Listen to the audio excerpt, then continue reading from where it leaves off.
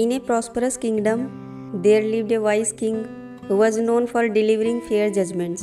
However, as his responsibilities grew, he needed a trusted minister to assist him in making difficult decisions. To find such a person, he sent his most trusted minister on a journey across the land to seek out the wisest village head, a man famous for always delivering the right verdict, no matter how complicated the case. After searching various villages, the minister finally found the village head, a man renowned for his wisdom and fairness. The minister observed his judgments and was convinced of his intelligence. He returned to the king and described this remarkable man.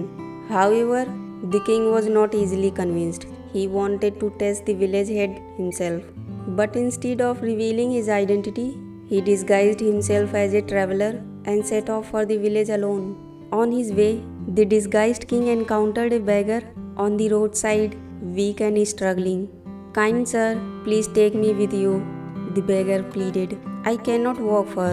If you help me reach the next village, I will forever be grateful." The king, being kind-hearted, agreed and let the beggar ride on his royal horse. Together, they traveled to the village where the wise village head lived. As soon as they arrived, the beggar suddenly jumped off the horse and grabbed its reins. "This is my horse," the beggar declared loudly. "This traveler stole it from me." The disguised king was stunned. "What are you saying?"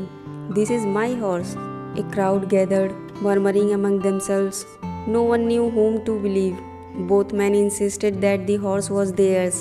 To resolve the dispute, they went to the village head for judgment.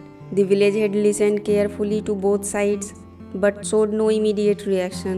After a moment, he called his men and ordered, "Bring 100 horses and place them in a large enclosure." Once the horses were gathered, he turned to the two men, "Go inside and find your horse."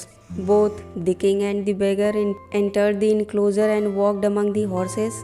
Since they had seen the horse many times, both quickly identified the horse right one. The village head then spoke again. "Release the horse and let it roam freely."